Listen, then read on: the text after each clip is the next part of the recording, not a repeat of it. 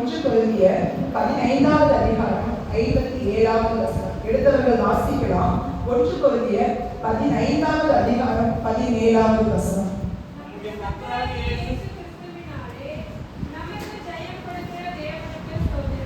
ஆமென். வசனம் என்ன சொல்லுது? நம்முடைய கர்த்தராகிய இயேசு கிறிஸ்துவினாலே நமக்கு ஜெயம் கொடுக்கிற தேவனுக்கு ஸ்தோத்திரம். எத்தனை பேருக்கு விசுவாசிக்கிறீங்க? நமக்கு ஜெயம் கொடுக்கிற தேவனை ஸ்தோத்திரிக்க எத்தனை பேர் விசுவாசமா இந்த இடத்துல இருக்கீங்க? ஹல்லேலூயா. இந்த மாதம் ஆண்டவர் சொல்லி அனுப்புனது நான் ஜெயமாய், ஒரு ஜெய கிறிஸ்துவாய் ஒவ்வொருவர் முன்னாடி கடந்து செல்லுவேன் என்று. நமக்கு தெரிந்த காரியம் எப்போ நமக்கு ஜெயம் உண்டாகும் என்றால் நம்ம யாத்திராகமம் 17வது அதிகாரத்துல ஒரு சம்பவத்தை நாம் பார்க்கிறோம். யாத்திராகமம் 17வது அதிகாரம் 9வது வசனத்திலிருந்து 16வது வசனம் வரைக்கும் ஒரு காரியத்தை குறித்து சொல்லப்பட்டிருக்கும். நம்முடைய தேவனுக்கு இன்னொரு ஒரு நாமம் உண்டு. என்ன நாமம்? யெகோவா நிஸ்ஸி. சொல்லுங்க எல்லாரும், யெகோவா நிஸ்ஸி. ஒரு போர் நடக்குது, அது வெற்றி கொடுக்கப்படுகிறது. அது நிமித்தம் ஒரு யெகோவா நிஸ்ஸி என்கிற பலிபீடத்தை அந்த இடத்துல கட்டுகிறார்கள். என்ன விதமான ஒரு அந்த இடத்துல யுத்தம் என்று பார்க்கும்போது யாத்திராகமம் 17வது அதிகாரத்துல 9வது வசனம் பார்க்கும்போது மோசே யோசுவாவை அழைத்து சொல்லுகிறார், நீ சில மனிதர் என்ன பண்ண தெரிந்தெடுத்து அமலேக்கோட என்ன பண்ணி யுத்தம் பண்ணுகிறதுக்கு புறப்பட்டு போ. யுத்தம் பண்ணி நீ புறப்பட்டு போ.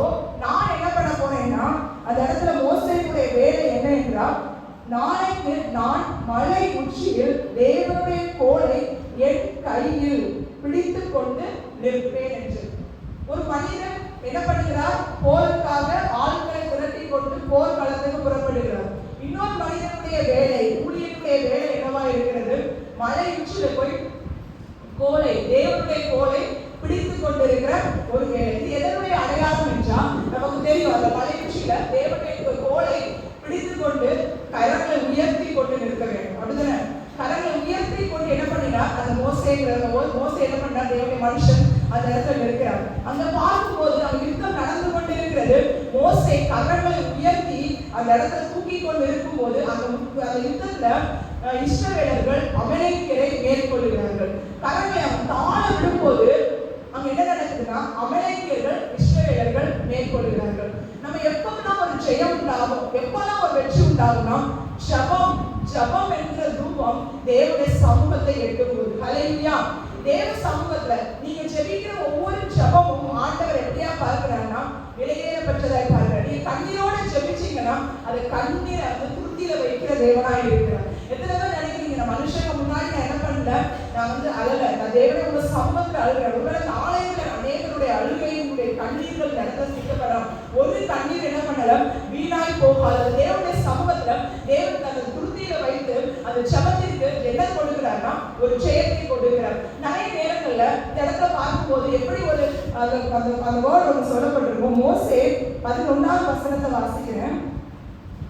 மோசே தன் கையை ஏறெடுத்திருக்கையில் இஸ்ரவேலர் மேற்கொண்டார்கள். அவன் தன் கையை தாழ விடுகையில் அமலேக்கு மேற்கொண்டான். அடுத்த 12வது வசனம், மோசேயின் கைகள் அசந்து போயிடுச்சு. சொல்லுங்க, மோசேயின் கைகள் அசந்து போயிடுச்சு. இந்த நேரத்துல நம்மளுடைய ஜெபம் விதமாக தான் இருக்கும். சில நேரங்கள்ல எப்படி நல்ல ஜெபிப்போம், நமக்கு ஆண்டவர் ஜெயத்தை கொடுப்பார் விசுவாசத்தோட ஜெபிச்சுட்டே இருப்போம். ஒரு காலகட்டம் போகும்போது நம்மளுடைய ஜெபம் எப்படி ஆயிடுதுன்னா அசந்து போயிடுது. அசந்துனா குறைந்து போய்விடுகிறது. எப்படி அவருடைய கரம் நீட்டப்பட்ட நிலையிலேயே அவனால நிற்க முடியல, அப்படியே அவர் கை அசந்து போய் கீழே வந்ததோ அதே போல நம்மளுடைய ஜபங்களும் போதும், இதுக்கு மேல என்ன பண்ண வேண்டாம், ஜெபிக்க வேண்டாம். எத்தனை பேர் நிறைய நேரங்கள் இந்த காரியத்தை குறிச்சு இதுக்கப்புறம் ஆண்டவர் என்ன நடந்தது, நம்ம ஜெபிக்கிறத நிறுத்திடுவோம் அப்படின்னு இல்லை. ஆண்டவர் இந்த நாள்ல சொல்லுகிறார், உங்களுடைய ஜபத்தை இன்னும் ஜெபிங்க. ஹல்லேலூயா. இன்னும் தொடர்ந்துடுங்க. உங்க ஜபத்தை இதோட முடித்து விடாதீங்க. என்ன காரியத்தை குறித்து இந்த நாள்ல இந்த கால வேளையில ஒருவேளை என்னுடைய காரியத்துல இவ்வளவா இருக்குது, ஏதோ ஒரு பர்டிகுலர் காரியத்துல யோசித்து கொண்டு கலங்கி கொண்டு இந்த இடத்துக்கு ஒருவேளை இருக்கிறீங்கன்னா ஆண்டவர் உங்களை பார்த்துதான் சொல்றாரு, உங்க ஜபத்தை இன்னும் தொடர்ந்துடுங்க. ஹல்லேலூயா. இன்னும் தொடர்ந்துடுங்க. அவனுடைய கைகள் தளர்ந்து போனது. ஹல்லேலூயா. ஆண்டவர் வேலை சொல்லு, தளர்ந்து போன கைகள் திடப்பட வேண்டும், தள்ளாடுகிற முழங்கால்கள் பலப்பட வேண்டும். இந்த நாள் ஆண்டவருடைய வார்த்தை அதுதான். தளர்ந்து போயிருக்கிற உங்களுடைய ஜபங்கள், தள்ளாடி கொண்டிருக்கிற உங்க முழங்கால் முழங்கால்கள் நேரத்தில் பலப்பட வேண்டும். ஹல்லேலூயா. நேரத்தில் அதற்கு நான் இன்னும் செபிப்பேன். எப்படி மோசே அந்த இடத்துல பார்க்கும்போது மோசேக்கு ஒரு சப்போர்ட்டா அந்த கைகள் 2 கரங்களையும் பிடிப்பதற்கு ஒரு சைடுல ஆரோனும் ஒரு சைடுல ஊர் என்ற 2 ஊழியர்களை அந்த இடத்துல நியமிக்கிறார். ஹல்லேலூயா. அந்த கை கலந்து போச்சுன்னா என்ன ஆகுது? அந்த இடத்துல தோல்வி உண்டாகுது. அந்த கை எப்போதுமே அதனுடைய நிலையில இருந்து கொண்டே இருக்கணும். ஹல்லேலூயா. ஜெபித்து கொண்டே இருக்கணும். ஜெபம் ஒருவேளை நம்ம குறையும் போது நிறைய நேரங்கள்ல அந்த இடத்துல மோசே ஆரோன் என்று சொல்லியிருக்கிறது போல நிறைய நேரங்கள்ல உங்களுக்கு ஜெபிக்கிறதற்காக உங்களோட கூட இணைந்து ஜெபிக்கிறதற்காக ஒரு ஜெப குழுக்களை ஏற்படுத்திக் கொள்ளுங்கள். உங்களுக்காக ஜெபிக்கிறதற்காக ஒரு மனிதர்களை உங்களுக்கு தெரிந்தவங்க எங்களுக்காக இந்த காரியத்துல ஜெபிங்க. ஒரு அதை வேதத்துல சொல்லுகிறதுல ஒருவர் பாரத்தை ஒருவர் சுமந்து ஜெபிக்க வேண்டும். அவ்விதமாய் ஜெபிக்கிறதற்கான ஆட்களை எழுப்பிக் கொள்ளுங்க உங்களுக்காக. இன்னொரு ஒரு விஷயம், நமக்கு நிறைய நேரங்கள்ல நம்ம நிறைய காரியங்களை எல்லா இடத்துலையும் ஷேர் பண்றது இல்லை. அதனால நானோட யோசனை எல்லா நேரங்களும் நம்ம எல்லாத்தையும் என்ன பண்ண போறதுல ஷேர் பண்ணணும். சில நேரங்கள் ஆண்டவர் சொல்லுகிற காரியம் எப்படி ஒரு ஊரும் ஒரு ஆரோனும் நின்றார்களோ அவ்விதமாக ஆவியானவர் என்ன பண்ணுகிறாரா உங்களுக்கு துணை செய்கிறார். ஹல்லேலூயா. நிறைய நேரங்களில் நம்ம ஜபத்துல எவ்விதமா இருக்கோம்னா சோர்ந்து போய் ஒரு பலன் இல்லாதவர்களாய் ரோமர் 8வது அதிகாரத்துல ஒரு வார்த்தை சொல்லப்பட்டு இருக்கிறது. ரோமர் 8:26 அந்தபடியே ஆவியானவரும் நமது பலவீனங்களில் நமக்கு உதவி செய்கிறார். நாம் ஏற்றபடி வேண்டிக் கொள்ள இன்னதென்று அறியாமல் இருக்கிறபடியால் ஆவியானவர் தாமே வாக்கு கடன் வாத பெருமூச்சுகளோடு நமக்காக என்ன பண்ணுகிறாரா? வேண்டுதல் செய்கிறார். நிறைய நேரத்தில் உங்களுடைய ஜெபம் இந்த நேரத்தில் நம்ம ஜெபிக்க முடியாத ஒரு சூழலில் இருக்கலாம். நிறைய என்னுடைய வாழ்க்கையில உள்ள கண்ணீரின் பாதையில் இருக்கும்போது எனக்கு ஜெபிக்கிறதுக்கு வார்த்தையே வராது. எத்தனை பேர் அந்த சூழ்நிலைக்கு நேராக கடந்து போயிருக்கும். நிறைய நேரத்தில் அந்த வார்த்தை வராது. ஆனா ஆண்டவர் சொல்றாரு நீங்க ஜெபிங்க. எப்படின்னா ஆவியானவர் உங்களுக்குள்ள இருந்து ஜெபிக்கிறதுக்கு நீங்க இடம் கொடுங்க. ஆவியானவருக்கு இடம் கொடுங்க. அந்நிய பாஷையில ஜெபிக்க தெரிந்தவர்கள் நல்ல அந்நிய பாஷையில ஜெபிங்க. நல்ல அறை வீட்டுக்குள்ள பூட்டி கொண்டு நல்ல அந்நிய பாஷையில ஜெபிக்கும் போது ஆண்டவர் என்ன பண்ணுகிறார்? ஆவியானவர் ஒரு பலத்த காரியத்தை உங்களுக்குள்ள இருக்கிற சமாதான குறைவை எடுத்துக் கொள்வார். நீங்க பலவீன ஏதோ ஒரு சூழ்நிலை உங்களை ஒரு வேலை பலவீனப்படுத்தி கொண்டிருக்கலாம். அந்த சூழ்நிலையில உங்களுக்காக அந்த பலவீனங்கள்ல உங்களுக்கு ஏற்றபடி விண்ணப்பிக்க உங்களுக்கு ஏற்றபடி ஜெபிக்கிறதற்கு ஆவியானவர் என்ன பண்ணுகிறார்? உங்களுக்கு உதவி செய்கிறவராய் இருக்கிறார். ஹல்லேலூயா. இந்த நேரத்தில் ஒவ்வொரு நாளும் ஆண்டவர் ஒரு மோசே ஒரு ஊர் என்பவர்களை போல ஆவியானவர் என்ன பண்றார்? நான் உங்களுக்கு துணை செய்கிறேன். ஒரு ஜெபிக்கிறதற்கு உங்களுக்கு நான் என்ன பண்றேன்? துணை செய்கிறேன். யாரும் என்ன பண்ணாதீங்க? சோர்ந்து போகாதீங்க. தேவனுடைய சமூகத்தில் அதிகமாய் ஆண்டவர் வேலை சொல்லுகிறார். நீயும் அறை வீட்டுக்குள்ள பிரவேசித்து அந்த நேரத்துல உன் பிதாவை நோக்கி விண்ணப்பம் பண்ண அந்த நேரத்துல பார்க்கிற உன் பிதா உனக்கு வெளியரங்கமாய் பலன் அளிப்பார் என்றதுனால உங்களுக்கு வெளியரங்கமான பலனை நீங்க எதிர்பார்த்திருக்கிறீங்க. ஒரு வெற்றியை எதிர்பார்த்திருக்கிறீங்க. நல்ல அந்த ரங்கத்துல ஜெபி. ஹல்லேலூயா. அந்த ரங்கத்துல ஜெபம் ரொம்ப முக்கியமானது. தேவனுடைய சமூகத்துல இந்த நேரத்துல நிறைய பேருக்கு என்ன தெரியுமா? எனக்கு ஜெபிக்கிறதுக்கு நேரமே இல்லை. மற்ற எல்லா காரியங்களுக்கும் நம்ம நேரத்தை செலவழிப்போம். மற்ற எல்லா காரியங்களுக்கும் நம்ம ஓடுவோம், முதலிடத்தை கொடுப்போம். தேவனுடைய சமூகத்தை தேடுகிறதற்கும் தேவனுடைய சமூகத்தை காத்திருக்கிறதற்கும் இந்த நாள்ல நேரம் இல்லை. நமக்கு எழுதுல நேரம் இல்லை, டைம் இல்லை. நம்ம நல்ல மொபைல் போன்ல நோண்டுகிறதுக்கு இந்த நாள்ல எல்லாம் சின்னதுல இருந்து பெரியவங்க வரைக்கும் அந்த காரியத்துல அப்படியே நம்ம என்ன பண்றோம்? மூழ்கி போயிருக்கிறோம். ஆண்டவர் இந்த நாள் அதை விட்டு என்ன பண்ண சொல்றோம்? வெளியில வந்து தேவனுடைய சமூகத்தை என்ன பண்ணணும்னா உட்கார வேண்டும். தேவ சமூகத்தை என்ன பண்ணணும்? காத்திருக்க வேண்டும். நல்லா ஜெபிக்கும் போது ஆண்டவர் இந்த நாள்ல உங்களுடைய குடும்பத்துல இந்த நாள்ல ஒரு பொருத்தனை பண்ணுங்க. இந்த ஜெப நேரத்தை என்ன பண்ணும்? நான் இன்னும் அதிகரிக்கிறாங்க. இன்னும் ஏதோ ஒரு காரியம் தோல்வியில் இருக்கா, நான் இன்னும் ஜெபிக்கணும். அதுதான் உங்களுடைய காரியமா இருக்கணும். இந்த வேலையை அந்த இடத்துல பார்க்கும்போது அமலேக்கினுடைய கை இஸ்ரவேல் மேல இருந்தது என்று சொல்லப்பட்டது. அது அமலேக்கின் கை இஸ்ரவேல் மேல மாத்திரம் இல்ல, அதோட அந்த வேதத்துல சொல்லப்பட்டது கர்த்தருடைய சிங்காசனத்தின் மேல் அவருக்கு விரோதமா இருந்தது. அதனாலதான் கர்த்தர் இருந்தது கர்த்தருடைய யுத்தமா இருந்தது. அது என்னதான் இருந்ததுன்னா கர்த்தருடைய யுத்தமா இருந்தது. நிறைய நேரங்கள்ல நமக்கே தெரியாம நம்மளுடைய ஆவிக்குரிய மண்டலங்கள்ல நிறைய சத்துருவினுடைய கிரியைகள் நம்மளோடு கூட போராடி கொண்டு இருக்கும்.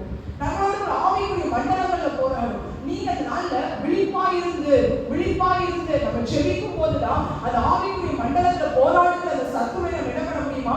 ஜெயிக்க முடியுமா? ஹல்லேலூயா. இதனால நிறைய குடும்பங்கள், கிறிஸ்தவ குடும்பங்கள் நிறைய பேர் எழும்ப முடியாதபடி இருந்து கொண்டு இருக்கிறாங்க. காரியங்கள் எழுத முடியாதபடி இருந்து கொண்டிருக்கிறாங்க. ஆண்டவர் சொல்லுகிறார், அவங்களுடைய ஆவிக்குரிய கண்கள் என்ன பண்ணணும்? திறக்கப்படணும். என்ன தெரியுது? ஆவிக்குரிய கண் என்ன பண்ணணும்? திறக்கப்படணும். ஆவிக்குரிய கண்கள், ஆவிக்குரிய மண்டலங்கள் நிறைய நமக்கு விரோதமாக யுத்தம் செய்கிறதற்கு சாத்தானான நிறைய காரியங்கள் என்ன பண்ணி கொண்டிருக்கிறான்? செய்து கொண்டிருக்கிறான். நல்ல பைபிள் வாசிக்கணும்னு சொல்லி ஒரு நேரத்தை முடிச்சு என்ன பண்ணிருப்போம்? நம்ம உட்கார்ந்து இருக்கோம். அப்பதான் என்ன வரும்? நமக்கு நல்ல ஒரு தூக்கம் தராங்க. அப்படியே அழகா ஒரு தூக்கம் வரும். கையில வேதமும் இருக்கும், நல்லா தூங்குகிற காரியம் இருக்கும். இவ்விதமாய் நம்ம தேவனுக்குள்ள எழுத முடியாதபடிக்கு, தேவனோடு கூட கிட்ட நெருங்க முடியாதபடிக்கு நிறைய காரியங்களை சாத்தானவன் விதைத்து கொண்டிருக்கிறான். இந்த நாட்கள் இந்த சபை எப்படியா எழுத வேண்டும்? ஒரு ஜெபிக்கிற ஒரு சபையா எழுத வேண்டும். ஹல்லேலூயா! ஒரு ஜெபிக்கிற ஒரு சபையா. இந்த காரியங்களை தோற்று போயிருக்கிற நீங்க அந்த இடத்துல விழிப்பாய் இருந்து ஜெபிங்க. தூங்க வருதா? முகத்தை போய் ஓடி போய் நல்லா கழுவுங்க. கழுவி திரும்ப வந்து உட்காருங்க. நான் தோற்று போக மாட்டேன், நான் தேவனுடைய சமூகத்துல தோற்று போனவ. நம்ம உண்மையாகவே அதுக்கப்புறம் 1 மணி நேரம் தூங்கி பைபிளோட ஜபத்துல உட்கார்ந்து தூங்கி பிடிச்சு போகும்போது நமக்குள்ள ஒரு வீழ்ச்சி இருக்கும் இல்லையா? ஐயோ, நம்ம தேவனுடைய சமூகத்தை நம்ம ருசி பார்க்காம விட்டுட்டோமே. இனிமே என்ன பண்ணணும்? அந்த காரியத்துக்கு இடம் கொடுக்காதீங்க. சத்துருவை ஜெயிக்கணும். எல்லாரும் சொல்லுவோம், சத்துருவை ஜெயிக்கணும். தேவனோடு உறவாட முடியாதபடிக்கு, அந்த இடத்துல உறவாட முடியாதபடிக்கு, தேவனோடு பேச முடியாதபடிக்கு என்னென்ன காரியங்களை சத்துரு இந்த நாள்ல இன்னும் கூட பாத்தீங்கன்னா நிறைய பிரச்சனைகள். ஜெபிக்கணுங்கிற நேரத்துல தான், ஏன்னா ஆலயத்துக்கு கிளம்பணும் போது வீட்டுல அவ்வளோ பிரச்சனை வரும். நிறைய நேரங்களை நான் பார்த்துருக்கேன். ஊழியத்துக்கு போகிற நேரத்துலதான் வீட்டுல ஏதாவது ஒரு சின்ன ஒரு காரியத்தை சாத்தாம வைப்பான். அந்த விதமான காரியம் நடக்கும். நிறைய நேரங்கள்ல நம்மளுடைய ஆலயத்துக்கு வரணும், இந்த ஊழியத்தை செய்யணும் அப்படிங்கும் போதுதான் ஏதோ ஒரு சின்னதா ஒரு காரியத்தை நம்ம இதை பார்ப்போமா அங்க போவோமா அப்படிங்கிற ஒரு டைலமா வரும். இனிமே இல்லை, ஜெபிங்க, நல்லா ஜெபிங்க. உங்களுடைய பாதுகாப்புக்காக ஜெபிங்க, உங்களுடைய ஊழியர்களுடைய பாதுகாப்புக்காக ஜெபிங்க. அதிகமாய் ஜெபிக்கும் போதுதான் அந்த சத்துரு ஓங்கி இருக்கிற அவனுடைய புயத்தை ஜபம் ஒரே ஆயுதத்தின் மூலமாக தான் நீங்களும் நான் என்ன பண்ண முடியும்? வீழ்த்த முடியும். எத்தனை பேர் விசுவாசிக்கிறீங்க? நான் ஜெபிப்பேன் என்று யாரா சொல்றீங்க? இந்த நேரத்தில் ஒருவேளை ஜபத்துல இந்த வேலை தர ஒருவேளை அப்படியே கண்களை மூடி ஆண்டவர் என்னுடைய இதயங்களை ஏவுவதற்காக அந்த காரியத்தை எஸ் லார்ட், ஏசப்பா ஸ்தோத்திரம் அப்பா. இந்த வேலை ஒருவேளை ஜபத்துல என்னால் எழுத முடியல, ஜெபிக்க முடியல, தேவனுடைய சமூகத்துல அதிகமாய் காத்திருக்க முடியல. இந்த வேலை அப்படிப்பட்ட ஒவ்வொருவருக்கும் வேண்டிய ஒரு உதவியை கொடுங்க. எல்லாருக்கும் ஒரு வாஞ்சையா கேள்வி, ஏசப்பா இந்த நேரத்துல எனக்குள்ள இருக்க சோர்வுகள் மாறட்டும், ஜபத்துல இருக்கிற சோர்வுகள் மாறட்டும், இந்த நேரத்தில் கன நித்திரைகள் மாறட்டும், அதிகாலையை எழுப்பி ஜெபிக்க முடியாத சோர்வுகளை மாற்றி போடுகிறாங்க. இந்த இடத்துல வந்திருக்கிற ஒவ்வொருவருக்குள்ள, ஒவ்வொரு வாலிபர்களுக்குள்ள, ஒவ்வொரு சிறு பிள்ளைகளுக்குள்ள அந்த அபிஷேகத்தை கொடுங்கப்பா. அந்த அபிஷேகத்தை, ஜப அபிஷேகத்தை வேலை அதிகமாய் கொடுக்காங்க அப்பா. இந்த காரியங்கள்ல தோற்று போயிருக்கிறது சொல்லி இருக்கிறாங்களா? இந்த நேரத்திலே அவர்கள் ஜபத்தை தொடர்ந்து செய்ய ஒரு விடுதலை உண்டாகட்டும் என்று இயேசுவின் நாமத்தினால் ஜெபிக்கிறேன். பெரிய காரியங்களை செய்யுங்கப்பா. இன்னும் கூட அடுத்த காரியத்துக்காக நம்ம கடந்து போகிறோம். இது நாம் ஜெயம் கொடுக்கிற தேவன் நம்முடைய உலகத்தின் பிரகாரமாய் நாம் ஏறெடுக்கிற ஒரு ஜெயம். ஆண்டவர் இன்னொரு காரியத்தை என்னுடைய இதயத்துல போட்டது. 1 கொரிந்தியர் 15வது அதே அதிகாரத்தை எடுத்துக்கிறோம். நாம் வாசிப்போம் 50வது வசனத்தை. 50வது வசனம் 1 கொரிந்தியர் 15:50. நான் சொல்கிறது என்னவெனில், மாம்சமும் இரத்தமும் தேவனுடைய ராஜ்யத்தை சுத்திகரிக்க மாட்டாது, அழிவுள்ளது அழியாமையும் சுதந்திரிப்பதில்லை. அந்த இடத்துல பார்க்கும்போது என்ன சொல்லியிருக்குன்னா, மாம்சமும் இரத்தமும் தேவனுடைய ராஜ்யத்தை சுதந்திரிக்க மாட்டாது. இதனால நாம் ஜெயம் என்றால் நம்முடைய வாழ்க்கையில் இருக்கிற தோல்விதான் ஒரு ஜெயம் என்று நாம் என்ன பண்ணி கொண்டிருக்கிறோம்? நினைத்துக் கொண்டிருக்கிறோம். ஆண்டவர் இன்னொரு ஒரு காரியத்தை நம்ம கண் முன்னாடி இந்த நாளில் நிறுத்துகிறதுக்கு ஆசைப்படுறாரு. என்னன்னா, நம்முடைய கிறிஸ்தவ வாழ்க்கை ஒரு ஜெயமுள்ள ஒரு வாழ்க்கையாய் மாற வேண்டும். அதுதான் அந்த இடத்துல சொல்லப்படும் போது நம்முடைய கர்த்தராகிய இயேசு கிறிஸ்துவினாலே ஜெயம் கொடுக்கிற தேவனுக்கு ஸ்தோத்திரம் என்று சொல்லும் போது முன்னாடி இருக்கிற வசனங்கள் எதை குறித்து சொல்லுகிறது என்றால், அந்த இடத்துல சொல்லுகிற காரியம், நான் என்ன பண்ண போறேன்? தேவனுடைய ராஜ்யத்துல உங்களை சுதந்திரிக்க வைக்கிறதற்கு ஆண்டவர் என்ன பண்ணுகிறார்? விருப்பப்படுகிறார். நமக்குள்ள 2 விதமான சரீரம் காணப்படும். ஒன்று ஜென்ம சரீரம், இன்னொன்று ஆவிக்குரிய சரீரம். எல்லாரும் சொல்லுவாங்க, ஜென்ம சரீரம், ஆவிக்குரிய சரீரம். ஜென்ம சரீரம் முந்தினது, அது முதல்ல வரணும். முதல்ல நம்ம கடந்த எல்லாருக்கும் என்ன இருக்கும்? ஜென்ம குணம் நம்ம சொல்லுவோம்ல, பிள்ளை இப்படி இருக்குது, கோபம் இருக்குது, அம்மாட்ட இருக்கு அப்படி, அப்பா கிட்ட இருக்கு அப்படி, எல்லாம் இந்த ஜென்ம சரீரத்தின் மூலமாய் வருகிற காரியங்கள். இன்னொன்று என்னன்னா, ஆவிக்குரிய சரீரம், நம்முடைய ஜென்ம சரீரம் விதைக்கப்பட வேண்டும். ஆவிக்குரிய சரீரம் நாம் ஆவிக்குரிய சரீரத்துக்குள்ள நம்ம எழுப்ப வேண்டும். ஹல்லேலூயா. அதுக்கு விதைக்கப்பட வேண்டும் என்றால் அது முற்றிலுமா என்ன பண்ண வேண்டும்? அழிய வேண்டும். முற்றிலுமா என்ன ஒரு விதை ஒரு மண்ணுக்குள்ள வைக்கும் போது அந்த விதையா முளைக்குமா? அது இல்ல இல்ல, அது முற்றிலுமா அழிந்து என்ன பண்ணுது? ஒரு செடியாகவோ அதுல ஒரு சின்ன சின்ன என்ன சொல்றது, சின்ன செடியா வந்து என்னதான் பெரிய மரமாய் அது வருகிறதுக்கு காரணமாகிறது. இந்த நாள்லயும் அந்த விதை என்ன பண்ண போறதில்லை, தெரிய போறதில்லை. அதே போல நம்முடைய ஜென்ம சரீரம், அந்த ஜென்ம சுபாவம் நமக்குள்ள என்ன பண்ண வேண்டும்? அழிக்கப்பட வேண்டும். ஹல்லேலூயா. நிறைய நேரங்களில் நமக்குள்ள இருக்கிற பாவ மனுஷன் இந்த நாள்ல முற்றிலுமா என்ன பண்ணணுமா? அழிக்கப்பட வேண்டும். நமக்குள்ள ஆவிக்குரிய மனுஷனாக, அந்த ஆவிக்குரிய மனுஷன் என்று எதை குறித்து சொல்லப்படுகிறது என்றால், அதாவது ரெண்டு விதமான மனுஷன். முந்தின மனுஷன் என்பது பூமியிலிருந்து வந்தது, உண்டான மண்ணானது. முந்தின வசனங்களை நீங்க வாசித்து பாருங்க, உங்களுக்கு தெரியும். முந்தின மனுஷன் பூமியிலிருந்து உண்டான மண்ணானவன். இரண்டாம் மனுஷன் வானத்திலிருந்து வந்த கர்த்தர் என்று சொல்லப்படுகிறது. அந்த மண்ணானவருடைய சாயலை நமக்குள்ள அழித்து வானவருடைய சாயலை நாம் அழித்துக் கொள்வோம். ஹல்லேலூயா. மண்ணானவருடைய சாயல் நிறைய ஜென்ம சுபாவத்தின் காரியங்கள் தான் காணப்படும். ஆதாம் சொன்னார் இல்லையா, என் மனைவிதான் பாவம் செஞ்சேன். மற்றவங்க மேல அப்படியே நம்ம என்ன பண்ணிடுவோம்? ஈஸியா அவங்களாலதான் நான் அந்த தப்பு செஞ்சேன், அவங்க அமைதியா இருந்தா என்னுடைய வாரி வட்டி இருந்திருக்கும், சும்மா இருந்திருக்கும், அவங்க பேசுறதுனாலதான் நானும். ஒரு சகோதரி சொன்னாங்க, அவங்க சகோதரி பேசினா என்னால் சில நேரங்களில் நான் கொலகாரியாக கூட மாறிடுவேன். இல்லையா? கொலகாரியா ஒரு கிறிஸ்தவ சகோதரி என்கிட்ட பேசுறது, அந்த சகோதரி என்கிட்ட பேசினான்னா நான் கொலகாரியா மாறிடுவேன். அந்த அளவுக்கு இந்த நாள் ஒரு கோபமும் வைராக்கியமும் இந்த நாள் அதிகமா இருக்குது. எதனால? ஜென்ம சரீரத்தினால சாகல, அழியல. இந்த நாள்ல அமிதமாய் ஜென்ம சரீரத்தோட இன்னும் கிறிஸ்தவர்களை ஆலயத்துக்குள்ள நாம் வந்து கொண்டிருக்கிறோம். இந்த ஜென்ம சரீரம் எப்படியாக வேண்டும்? அழிக்கப்பட வேண்டும். இந்த நாள் ஆண்டவர் சொல்றாரு, மாம்சமோ ரத்தமும் நம்ம கர்த்தர் தேவனுடைய ராஜ்யத்துக்குள்ள போகாது. சரீரம் அழிவுள்ளது. எப்படியா இருக்கா? இந்த சரீரம் அழிவுள்ளது. சரீரம் அழிந்து போய் அழியாமைக்குரிய சரீரம் கொண்டு இருக்கு. அதுதான் இதுதான் மறுரூபமாக்கப்பட்ட ஒரு சரீரம். தேவனுடைய வருகை ஒரு நாள் இருக்கிறது. வாசிப்பாங்க 51வது வசனத்துல, இதோ ஒரு ரகசியத்தை உங்களுக்கு அறிவிக்கிறேன், நாம் எல்லாரும் நித்திரை அடைவதில்லை, ஆகிலும் கடைசி எக்காலம் தொனிக்கும் போது ஒரு நிமிஷத்திலே, ஒரு இமை பொழுதிலே நாம் எல்லாரும் மறுரூபமாக்கப்படுவோம். எக்காலம் தொனிக்கும், அப்பொழுது மரித்தோர் அழிவில்லாதவர்களாய் எழுந்திருப்பார்கள், நாமும் மறுரூபமாக்கப்படுவோம். இந்த இடத்துல பார்த்தோம்னா இதெல்லாம் எப்போ வாசிப்பாங்க தெரியுமா? மரித்த வீடுகள்ல நல்லா வாசிப்பாங்க. ஆனா உயிரோடு இருக்கிற நமக்கு இந்த சத்தியம். ஹல்லேலூயா. இந்த நேரத்தில் பாருங்க, எக்காலம் என்று ஒன்று தொனிக்கிற ஒரு நாள் உண்டு. அந்த நேரத்துல நாம் ஒரு நிமிஷத்துல எப்படியாக வேண்டும்? மறுரூபமாக்கப்பட வேண்டும். நம்ம அழிவுள்ள அந்த சரீரம் அழியாமையை தரித்து கொள்ள வேண்டும். சாவுக்கேதுவான இந்த சரீரம் சாவாமையை தரித்து கொள்ள வேண்டும். அதாவது மறுரூபமாக்கப்படுது. மறுரூபமாக்கப்படுறது என்ன? இந்த உலகத்திலே நாம் என்ன பண்ணணும்? அந்த மறுரூபத்தின் அனுபவங்களை பெற்றுக்கொண்டே வர வேண்டும். அப்பதான் நம்ம தேவனுடைய எக்கால சத்தத்தை நாம் கேட்கும் போது ஒரு நிமிஷத்துல தேவனை தரிசிக்கிறதுக்கு நாம் போக முடியாது. ஒரு இமை பொழுது, எப்படி சொல்லப்படும்? ஒரு இமை பொழுதுதான் சொல்லப்பட்டிருக்குது.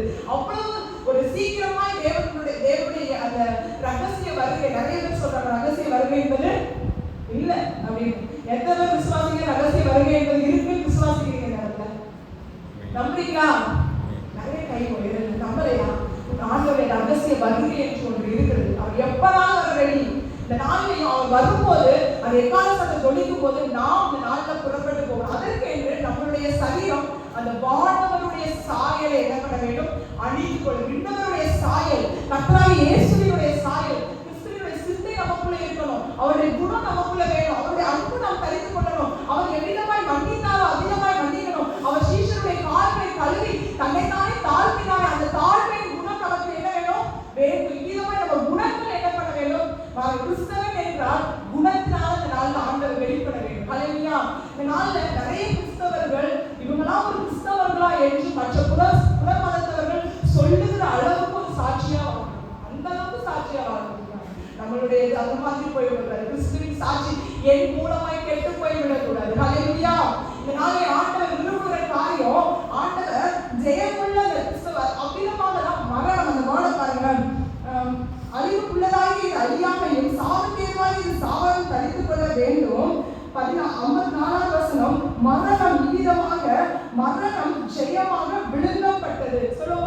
மரணம் ஜெயமாக விழுங்கப்பட்டது.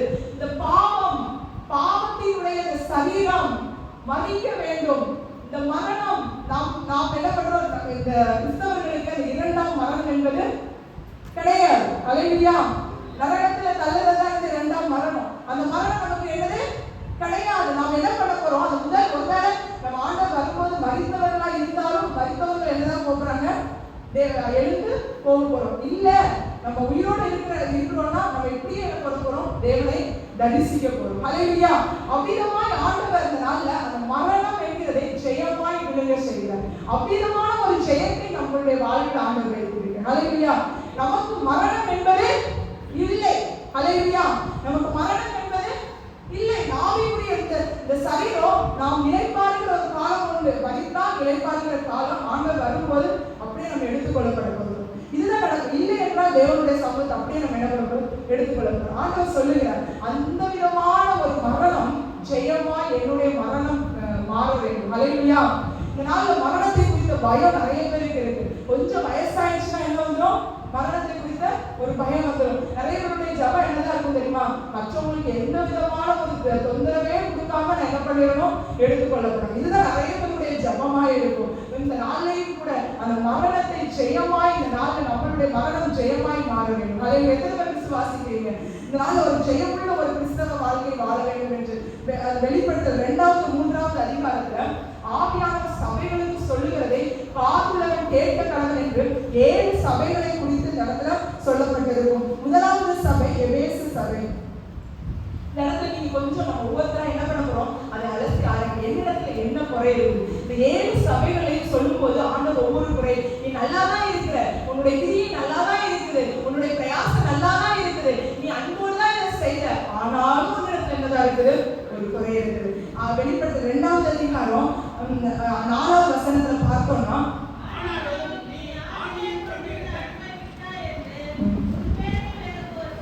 பாருங்க, ஆதியில கொண்டிருந்த அந்த அன்பை விட்டுட்டேன். நிறைய பேர் அப்படிதான் தேவனை தேடி முதல்ல வரும்போது அந்த ஒரு அன்பு என்னதல்ல இந்த நாட்கள்ல இல்ல. தேவனுடைய சமூகத்துல உண்மையாக என்னுடைய ஆரம்ப நாட்கள் நானும் ரொம்ப பெர்ஃபெக்ட் நான் சொல்ல வரல. நான் ஆதி நாட்கள்ல தேவனுடைய அந்த சமூகத்தை என்ன பண்ணுவோம்? எப்பெல்லாம் போகலாம், எப்ப அந்த தேவனுடைய சமூகத்துல எந்திரிச்சு வெளியில வர்றதுக்கு மனசே இருக்காது. 2 மணி நேரம் 3 மணி நேரம் அவ்விதமாய் தேவனுடைய சமூகத்துல காத்திருந்த அனுபவங்கள் உண்டு. அதுலலாம் இந்த நாள்ல நான் குறைஞ்சு இந்த நாள் ஆண்டவர் நம்மளை எதிர்பார்க்கிறார். ஆதி அன்புக்கு என்னதான் வாங்க. இந்த நாள்ல ஏதோ ஒரு காரியத்துல உங்களிடத்துல குறைவு இருக்குது. தேவனிடத்தை தேடுகிறதா இருக்கலாம். அந்த ஆதியில தேவனை அந்த வயிற்றுல அந்த அன்பா இருக்கலாம். அந்த ஆதி அன்புக்கு நீங்க மனம் திரும்பணும். மனம் திரும்பினீங்கன்னா இந்த நாள் ஆண்டவர் சொல்லுகிற காரியம் அந்த ஜெயம் கொள்ளுகிறவர் 7வது வசனத்துல சொல்லப்பட்டிருக்கு, ஆவியான சபைகளுக்கு சொல்லுகிறதை காதுள்ளவன் கேட்க கடவன், ஜெயம் கொள்ளுகிறவன் எவனோ அவனுக்கு தேவனுடைய பரதீசி மத்தியில் இருக்கிற ஜீவ விருட்சத்தின் கனியை புசிக்க கொடுப்பேன் என்று சொல்லப்பட்டிருக்கிறது. இது பாருங்க, நீங்க இந்த நாள்ல ஒவ்வொரு ஜெயமுள்ளவனுக்கும் தேவன் ஆசீர்வாதத்தை வச்சிருக்கிறார். இந்த இடத்துல நிறைய ஆசீர்வாதங்கள் இருக்கும். நம்ம சாதாரணமா நம்ம நினைக்கிறோம் நம்ம ஜெயமுள்ள கிறிஸ்தவர்களா இருக்கணும்னு. ஒவ்வொரு ஜெயமுள்ள கிறிஸ்தவ வாழ்க்கை வச்சு உங்களை சாதாரணமா ஏசமா என்ன பண்ண மாட்டாரு? விட மாட்டாரு. ஆனா நம்ம கொஞ்சம் என்ன பண்ணணும்? சேஞ்ச் ஆகணும். ஏதோ ஒரு காரியத்துல குறைவுள்ளவர்களா இருக்கும். அந்த காரியத்தை ஒப்பு கொடுத்து தேவனுடைய சமூகத்தை என்ன பண்ணணும்? ஏசப்பா என்ன மன்னிச்சிருங்க, இந்த காரியத்தை நான் மனதிருக்கிறேன். உலகத்தின் பிரகாரமா நம்ம ஒருவேளை வாழ்ந்து கொண்டு இருக்கலாம். அந்த ஆதியத்தை விட்டுட்டு இந்த நாள் உலகத்தோடு ஒத்து போய் உலக காரியமாய் உலக ஃப்ரெண்ட்ஸ் நோக்கி உலகத்தினுடைய காரியத்துக்கு அதிகமான நேரத்தை செலவிட்டு தேவனுக்கு நேரத்தை செலவிடாம உலகத்தின் காரியங்களுக்கு அதிகமான நேரத்தை செலவிட்டு நீங்க ஓடிக்கொண்டிருக்கலாம். திரும்பியுமாய் வாங்க தேவனுடைய சமூகத்துக்கு. அதே ஆதி அன்புக்கு நீங்க என்ன பண்ணுங்க? திரும்புங்க. ஆனால் அந்த விதமாய் திரும்பும் போது உங்களை என்னதான் மாத்துறாரா? ஜெயிக்கிறவர்களாய் மாற்றுகிறார். ஹல்லேலூயா. நீங்க ஜெயிக்கும் போது ஆண்டவர் சொல்லுகிறார், வைத்திருக்கிற அந்த பரதீசில வச்சிருக்கிற ஜீவ விருட்சத்தின் கனி என்ன பண்ற உங்களுக்கு புசிக்க. எவ்வளவு ஒரு பிளஸிங். ஆண்டவர் உங்களுக்கு என்ன பண்றாரு? அந்த விருட்சத்தின் கனிகளை வேண்டாம் ஒதுக்கிற அந்த கனிகளை என்ன பண்றாரு? உங்களுக்கு ஆண்டவர் புசிக்க கொடுப்பேன் என்று சொல்ற 2வது சபை என்ன? சிமியோனா சபை. அந்த சபையை பார்க்கும்போது 10வது வசனத்தை வாசிக்கலாம்.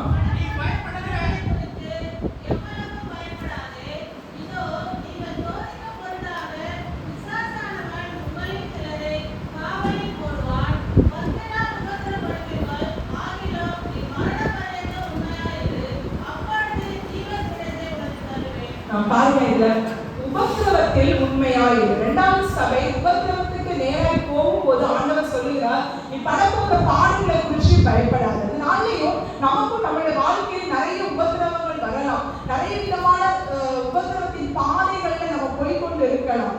ஏன் இவ்வளவு நெருக்கம், இவ்வளவு விதமான நெருக்கத்துக்கு நேராக நான் போயிட்டு இருக்கிறேன்னு சொல்லி ஒருவேளை நீங்க கண்ணீர்ல இருக்கலாம். எப்படி ஒரு சாத்தான் மேஷாக் ஆபேத்நேகோ ஒரு அக்கினிக்குள்ள போடும்போது எவ்வளவா நெருக்கப்பட்டிருப்பாங்க. அந்த விதமான ஒரு உபத்திரவத்தை நீங்க இருக்கலாம். ஒருவேளை இந்த யோபுவை போல எல்லாம் நம்ம என்ன பண்றாங்க, தூஷிக்கிறாங்க. எல்லாம் நம்ம ஃப்ரெண்ட்ஸ் கூட என்ன பண்றாங்க, பகைக்கிறாங்க. சுற்றி இருக்கிற சுற்றத்தார் கூட என்ன பண்றாங்க, பகைக்கிறாங்க. அவ்விதமான ஒரு சூழ்நிலையில கூட நீங்க இருக்கு. ஏதோ ஒரு உபத்திரவம். ஆனா என்ன சொல்றாருன்னா, அந்த உபத்திரவத்தை மரண பரியந்தம் எனக்கு நீ உண்மையானது. ஹல்லேலூயா. ஆண்டவர் என்ன பண்றாரு, அந்த சாத்தான் மேஷாக் ஆபேத்நேகோவை விட்டுட்டாரா? அந்த அக்கினிக்குள்ளே இருக்கிறேன்னு சொல்லி விட்டுட்டாரா? அந்த உபத்திரவத்தை தூக்கி எடுக்கல. கர்த்தரே உள்ள போய் அவர் தூக்கி எடுக்கல. பாருங்க, அதே போல உபத்திரத்தின் பாதையில சென்ற மனிதர்கள் எல்லாம் நீங்க பார்க்கும்போது யாருமே என்ன பண்ணாரு, யோபுவை ஆண்டவர் கைவிட்டாரா? கைவிடவே இல்லை. எல்லாமே இழந்து போனாலும் திரும்பியும் முன்னிலைமை பார்க்கையும் அவருடைய பின்னிலைமை ஆசீர்வதித்தார் என்றுதான் ஆண்டவர் வார்த்தை சொல்லுகிறது. யாரும் ஆண்டவர் உபத்திரவத்துல கைவிடும். ஆனா ஆண்டவர் எதிர்பார்க்கிறது என்ன தெரியுமா, மரண பரிந்து எனக்கு உண்மையா. ஆண்டவர் நிறைய நேரங்கள் உபத்திரவப்படுத்துவார். அப்ப கூட நமக்கு முன்னாடி ஒரு 2 வழிகளை வைப்பார். நீ எந்த வழியில போறேன்னு செக் பண்ணுவாரு. நம்ம ஆண்டவர் இல்லப்பா, நீங்க நான் உங்ககிட்ட தான் நெருங்குறேன், ஆனா எனக்கு உபத்திரவத்தை நீங்க தருவீங்க, நான் இனிமே ஜெபிக்க மாட்டேன், இனிமே நான் நாளைக்கு பார்க்கணும், நீங்க எப்படியோ சொல்லி நம்ம பின்வாங்கி போனோம் அப்படின்னா ஆண்டவர் இந்த நாள்ல உண்மை இல்லாத ஒரு தன்மையை நம்ம காண்பிக்கிறோம். இது இல்லப்பா, இந்த உபத்திரவத்தின் பாதையை இதிலிருந்து மீட்டெடுக்க நீ வல்லவர் என்று ஒரு விசுவாச ஓட்டத்துல நீங்க போய் கொண்டிருந்தீங்க அப்படின்னா ஆண்டவர் இந்த நாள்ல நம்மளை பார்த்து சொல்லுகிற காரியம், நீ மரண பரியந்தம் உண்மையா இருக்கிற அப்படின்னு. இந்த உண்மையை இப்ப மாத்திரம் இல்ல, அது மரண பரியந்தம் நம்ம என்ன பண்ண வேண்டுமா, காண்பிக்க வேண்டுமா. அவ்விதமா உண்மையா இருக்கும்போது ஆண்டவர் ஜெயம் கொள்ளுகிற அந்த கிறிஸ்தவனுக்கு என்ன ஆசீர்வாதத்தை வச்சிருக்கிறார் தெரியுமா? 11வது வசனத்தை வாசிக்கலாம். ஆவியானவர் சபைகளுக்கு சொல்லுகிறதை காதுள்ளவன் கேட்டு கடவன். ஜெயம் கொள்ளுகிறவன் இரண்டாம் மரணத்தினால் சோதிக்கப்படுவதில்லை, சேதப்படுவதில்லை. ஹல்லேலூயா. இந்த இடத்துல பாருங்க, ஆவியானவர் என்ன சொல்லுகிறார், அந்த ஜெயம் கொள்ளுகிறவனுக்கு நான் இரண்டாம் மரணத்தை நான் கொடுக்க மாட்டேன். அந்த உபத்திரவத்தை நீங்க ஜெயம் எடுத்துட்டீங்க அப்படின்னா நான் உங்களுக்கு அந்த இரண்டாம் மரணத்தை கொடுக்க மாட்டேன். இந்த நாள் இருக்கிறது மரணத்தின் பாதை போல இருக்கலாம், ஆனா உங்களுக்கு மரணமே இல்லாத ஒரு நித்திய வாழ்க்கையை நான் உங்களுக்கு கொடுப்பேன். ஹல்லேலூயா. அந்த மரணமே இல்லாத நித்திய ஜீவனை உங்களுக்கு நான் கொடுப்பேன் என்று ஆண்டவர் சொல்லுகிறார். இந்த நாளை வந்திருக்கிற ஒவ்வொருவரும் ஒரு ஜெயிக்கிற கிறிஸ்தவர்களாக இருக்க வேண்டும். 3வது சபை சொல்லுகிற காரியம் பாருங்க, 14வது வசனம் வாசிப்போம்.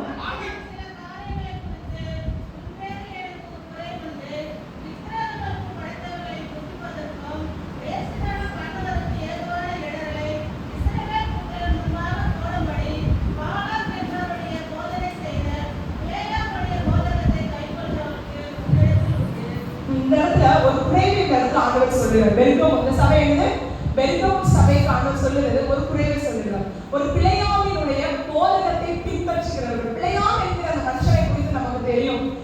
அவன் கர்த்தருடைய சத்தத்துக்கு கீழ்ப்படியவும் ஆசைப்பட்டான். பாலாக்கு கொடுக்கிற அந்த ஆசீர்வாதத்தையும் விடுறதற்கு அவனுக்கு மனசு இல்லை. அவ்விதமா தான் இருந்தா இல்லையா? இதே போலதான் நம்மளும் என்ன பண்றோம், ஒரு ரெட்டை வேடம் போடுற ஒரு வாழ்க்கையை வாழ்ந்துட்டு இருக்கிறோம். ரெட்டை வேடம் போடுறோம். நான் ஆண்டவருக்கு நான் உண்மையா இருப்பேன், என் உலக பிரகாரமா வாழ்ற என் ஃப்ரெண்டுக்கும் உண்மையா இருப்பேன். அநேக வாலிபர்கள் இப்படிதான் போய் கொண்டிருக்காங்க. நிறைய பேருடைய வாழ்க்கை நிறைய உலக பிரகாரமான வாழ்க்கைக்கு நேராக போயிட்டு இருக்கு. அதே போல நிறைய கிறிஸ்தவர்கள் உலக பிரகாரம் ரெட்டை வேஷம், உலகத்துக்கு ஒத்த வேஷம் தரிக்காமல் சொல்லிதான் போன்ற வேதத்துல வார்த்தை, உலகத்துக்கு ஒத்த வேஷம் தரிக்க கூடாது என்று. ஆனா அதனால ரெட்டை வேடம் தரிக்கிறவர்களாய், ரெட்டை நாக்குள்ளவர்களாய் இந்த இடத்துல வந்து துதிக்கிறோம். வீட்டுல போய் எப்படியா இருக்கிறோம், சபிக்கிறோம். எப்படி துதித்தல் சபித்தல் ஒரே நாவிலிருந்து புறப்படக்கூடாது என்று வேதம் சொல்லுது. ஆனா அதனால துதிக்கிறோம், சபிக்கிறோம். அதே நாம் சபிக்கிறது. இந்த மாதிரி ரெட்டை வேஷத்தை ஆண்டவர் என்ன பண்றாரு, அலுவலர். இந்த பிழையாமையுடைய போதகத்தை பின்பற்றுகிறவர் அந்த இடத்துல இருந்தாங்க. நீ என்ன பண்ணு, ஆண்டவர் வசனம் அதுல சொல்லுது 14வது வசனத்துல, நீ மனம் திரும்பு, இல்லாவிட்டால் நான் உன்னிடத்தில் வந்து என் வாயின் பட்டயத்தால் யுத்தம் பண்ணுவேன் என்று சொல்லுவேன். நான் யுத்தம் பண்ணிடுவேன், நீ மனம் திரும்பலாம், என்னுடைய யுத்தத்தை அதுல வெளிப்படுத்துவேன் என்று ஆண்டவர் கோபமாய் அந்த இடத்துல சொல்லுகிறார். இந்த நாள்ல ஒருவேளை இந்த இடத்துல இருக்கிறவங்க உலகத்தினுடைய நிச்சயங்களுக்கு, மாம்சத்தின் நிச்சை, கண்களின் நிச்சை, இந்த நாளில் ஜீவனத்தின் பெருமை என்கிற அந்த உலகத்தினுடைய பாவத்துக்கு நேரம் நீங்க போய்கொண்டிருந்தீங்க செய்யுங்க அப்படின்னா ஆண்டவர் இந்த நாள்ல கண்களினால பார்க்கிறதுக்கு ஆசைப்பட்டு இச்சித்து இந்த நாள்ல செய்கிற என்னென்ன பாவங்களா இருக்கலாம். நிறைய பேர் அந்த இடத்துல மொபைல் போனோடு செய்கிற பாவங்கள் காணப்படுகிறது. இது எல்லாத்தையும் ஆண்டவர் பார்த்து கொண்டு இருக்கிறார். இந்த இடத்துல மனதில் இல்லாவிட்டால் என் வாயின் பட்டயத்தால் யுத்தம் பண்ணுவேன் என்று ஆண்டவர் சொல்லுகிறார். இந்த நேரத்திலே மனம் திரும்புங்க. ஹல்லேலூயா. நீ மனம் திரும்பும் போது ஆண்டவர் என்ன சொல்றார்? நீ ஜெயிக்கிறவன். ஹல்லேலூயா. நீ மனம் திரும்பினா நான் ஜெயிப்பேன். அந்த ஜெயிக்கிறவனுக்கு ஆண்டவர் 17வது வசனத்தில் கொடுத்திருக்கிற ஒரு வார்த்தை, ஆவியானவர் சபைகளுக்கு சொல்லுகிறதை காதுள்ளவன் கேட்க கடவன். ஜெயம் கொள்கிறவனுக்கு நான் மறைவான மன்னாவை புசிக்க கொடுத்து அவனுக்கு வெண்மையான குறிக்கல்லையும் அந்த கல்லின் மேல் எழுதப்பட்டதும் அதை பெறுகிறவனே அன்றி வேறொருவனும் அறியக்கூடாததும் ஆகிய புதிய நாமத்தை கொடுப்பேன் என்று எழுது. ஹல்லேலூயா. அதை எந்த அழகா சொல்லிக்கிறோம், மறைவான மன்னாவை அவனுக்கு புசிக்கிறது. இந்த நாள் நீ என்கிட்ட வந்துட்ட அப்படின்னா நான் உனக்கு புசிக்கிறதுக்கு எப்படி இஸ்ரவேலர்கள் அறுக்கிறது இல்ல, அவங்க உழைக்கவும் இல்ல, ஆண்டவர் அவர்களை போஷித்தார்ல. இந்த நாள்ல நீங்க தேவனுக்கு உண்மையா இருந்து பாருங்க. அப்படிப்பட்ட கிறிஸ்தவ வாழ்க்கை நீங்க வாழ்ந்தீங்க அப்படின்னா ஆண்டவர் சொல்லுகிற காரியம் உங்களுக்கு அவிதமா இஸ்ரவேலர்கள் போஷிக்கிறது போல உங்களுக்கு என்ன பண்ணுவேன், ஒரு ஜெயிக்கிறவனுக்கு ஒரு மன்னாவை கொடுத்து ஆண்டவர் வார்த்தையாகிய மன்னாவா இருக்கட்டும், உலக பிரகாரமான என்ன விதமான போஜனத்தினால என்ன காரியமா இருந்தாலும் தேவையா இருந்தாலும் அந்த காரியம் ஆண்டவர் சந்திக்கிறதுக்கு வல்லவராக இருக்கு. அது மாத்திரம் இல்ல, அந்த இடத்துல லாஸ்டா புதிய நாமத்தை ஆண்டவர் சொல்லுகிறார். ஜெயக்கொண்டு நீ பரலோகத்துக்கு வரும்போது உனக்கு ஒரு புது நாமத்தை வச்சிருக்க. ஹல்லேலூயா. ஆண்டவர் நேரத்தில் ஒவ்வொருத்தருக்கும் ஒவ்வொரு பேர் இந்த இடத்துல இருக்கலாம். ஆனா நீங்க இந்த உபத்திரவத்தெல்லாம் நீங்க ஜெயக்கொண்டு இந்த விதம் காரியங்களெல்லாம் உண்மையா இருந்து ரெட்ட வேஷம் போடாம தேவனுக்கா உண்மையா அவர் ஒருவருக்கு தான் வைராக்கியமா பிள்ளையாச பாத்தீங்களா, அந்த இடத்துல எல்லா ஜனங்களும் என்ன பண்றாங்க, அந்த பிள்ளையாளுடைய பாவத்தினால ஒரு பெரும் கூட்டம் அழிச்சுட்டே இருந்துச்சு. ஒரே ஒரு பிள்ளையாஸ் எழுப்புறான். எழுப்பி விபச்சாரம் செய்து கொண்டிருந்த அந்த பெண்ணையும் அந்த ஆணை ஈட்டியால் அதை என்ன பண்ணா குத்துனான். அவ்விதமா வைராக்கியமா எழுப்பும் போது அவனுடைய சந்ததியெல்லாம் ஆண்டவர் அந்த ஆசாரியனையும் தெரிந்து கொண்டார். தெரியுமா, ஆண்டவர் அவ்விதமா வைராக்கியம் உள்ளவர்கள் எதிர்பார்க்கிறார். பாவத்தை வெறுக்கிறவர்கள் ரெட்ட வேஷம் தனிக்காதபடிக்கு தேவனுடைய சத்தத்துக்கு மாத்திரம் இல்லையா, தேவனுடைய சத்தத்துக்கும் பண்ணா மனுஷ சத்தத்துக்கு கீழ்படிதான். இந்த நாள்ல மனுஷனுக்கும் உலகங்களுக்கும் ரெண்டு எஜமான்களுக்கு ஊழியம் செய்ய ஒருவனாலும் கூடாது, ஒருத்தராலே முடியாதுன்னு சொல்றாங்க. ஆனா அந்த நாள்ல இந்த காரியத்துக்காக நம்ம ஆலயத்துல ஒரு வாழ்க்கை, வீட்டுல ஒரு வாழ்க்கை, வேலை ஸ்தலத்துல ஒரு வாழ்க்கைக்கு வாழ்ந்து கொண்டிருக்கிறோம். இந்த காரியத்தை ஒரு மாறுதல் வேணும். இங்க என்ன சாட்சியா இருக்கு, வேலை ஸ்தலத்துல அந்த சாட்சியா இருந்து பாருங்க, உங்க வீட்டிலேயே அந்த சாட்சியா இருங்க, உங்க பிள்ளைங்க மத்தியில சாட்சியா இருங்க, உங்க குடும்பத்துல யாரு இருக்கிறாங்க ஒவ்வொருத்தர் மத்தியில நீங்க சாட்சியா இருந்து பாருங்க. ஆண்டவர் ஆசீர்வதிப்பார். ஹல்லேலூயா. அடுத்த வார்த்தை தியத்தீரா சபையை குறித்து நம்ம பார்க்கும்போது 20வது வசனத்தை வாசிக்கலாம்.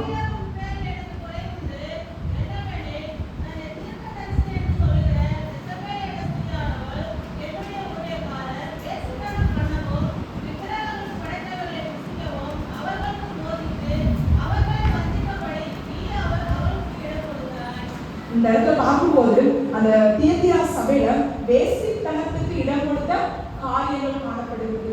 கர்த்தரோடு இசைந்திராதபடிக்கு, தேவனோடு இசைந்திராதபடிக்கு வேற என்ன காரியத்தில் இசைந்து இருந்தாலும் அது வேசித்தனத்துக்கு ஒரு ஈக்குவலான காரியம். இதனால் ஆண்டவர் அபீதமான காரியத்தை ஆண்டவர் அறிவுறுகிறார். இன்னொரு காரியம், அவர்கள் வஞ்சிக்கும்படி அவர்களுக்கு இடம் கொடுக்கிறார் என்று சொல்லப்படுது. வஞ்சிக்கிற காரியங்கள் இதனால கடைசி நாட்கள்ல நிறைய உபதேசங்கள் வஞ்சிக்கப்பட்டு போய் கொண்டிருக்கிறது. கர்த்தரோடு இசைந்து நீங்களும் நான் இருந்தாதான் அந்த வஞ்சிக்கப்படுகிற அந்த உபதேசங்களுக்கு நாம் தப்பு வைக்கப்பட வேண்டும். கூடுமான தெரிந்து கொள்ளப்பட்டவர்களும் வஞ்சிக்கக்கூடும் என்று சொல்லப்பட்டது. அது வஞ்சிக்கப்படாதபடிக்கு நாம் கர்த்தரோடு என்ன பண்ண வேண்டும், இசைந்து இருக்க வேண்டும். உலகத்தோடு அல்ல, கர்த்தரோடு இசைந்து இருக்கும் போது, சத்திய வேதத்தை நன்கு அறிந்திருக்கும் போது நாம் வஞ்சிக்கப்படாமல் இருக்கும். ஹல்லேலூயா. இந்த நாள்ல அவ்விதமா நாம் ஜெயம் கொள்ளும் போது ஆண்டவர் கொடுக்கிற ஆசீர்வாதத்தை 26வது வசனத்தில் சொல்லப்பட்டிருக்கிறது. ஜெயம் கொண்டு முடிவு பறிந்த கிரியைகளை கை கொள்ளுகிறவன் எவனோ அவனுக்கு நான் என் பிதாவிடத்தில் அதிகாரம் பெற்றது போல ஜாதிகள் மேல என்ன பண்ணுவேன், அதிகாரம் கொடுப்பேன். கர்த்தரோடு இசைந்து இருக்கிறவர்களை, கர்த்தரோடு இணைந்து இருக்கிறவர்கள் மேல ஆண்டவர் என்ன சொல்றாரு, நான் உங்களுக்கு ஆளுமையை கொடுக்கிறேன். இந்த நாள்ல உலகத்துல நமக்கு எந்த ஆளுமை இல்லாம இருக்கலாம், ஆனா கர்த்தர் உண்மையா இருக்கிறவர்களை கர்த்தர் ஆளுமையில வைக்க போகிறார்.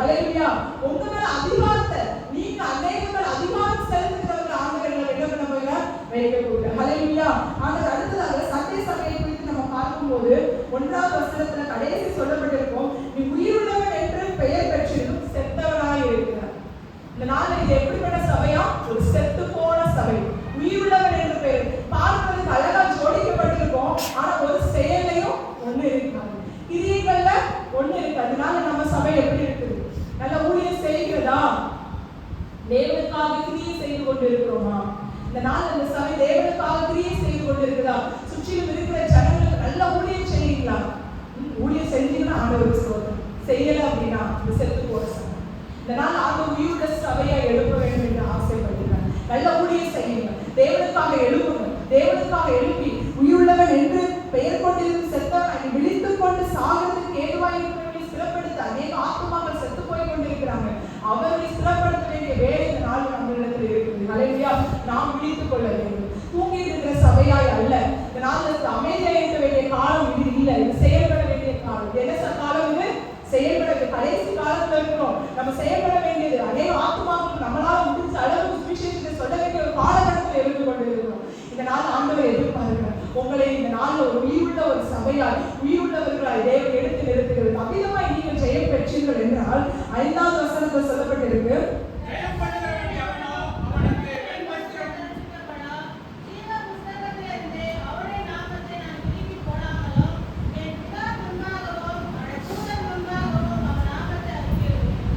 ரொம்ப ஒரு சந்தோஷமான ஒரு விஷயம். நீங்க ஆண்டவருக்காக எழுப்பி நீங்க ஊழியம் செஞ்சீங்க அப்படின்னா உங்களுக்கு ஆண்டவர் என்ன வஸ்திரம் கொடுக்கிறாரா? வெண் வஸ்திரத்தை கொடுக்கிறார். அந்த ஜெயம் கொண்டு தேவ சமூகத்தை நம்ம போகும்போது ஆண்டவர் என்ன பண்ணாரு? ஜீவ புஸ்தகத்துல உங்க பேரை என்ன பண்ணுவாங்க? நான் கிறுக்கி போட மாட்டேன். எல்லாரும் முன்னாடி பிதா முன்பாக அவருடைய தூதர்கள் முன்பாக என்ன பண்ணுவேன்? உங்க பேரை சொல்லி நான் என்ன பண்ணுவேன்? அழைப்பேன். ஹல்லேலூயா. எவ்வளவு ஒரு பாக்கியங்க!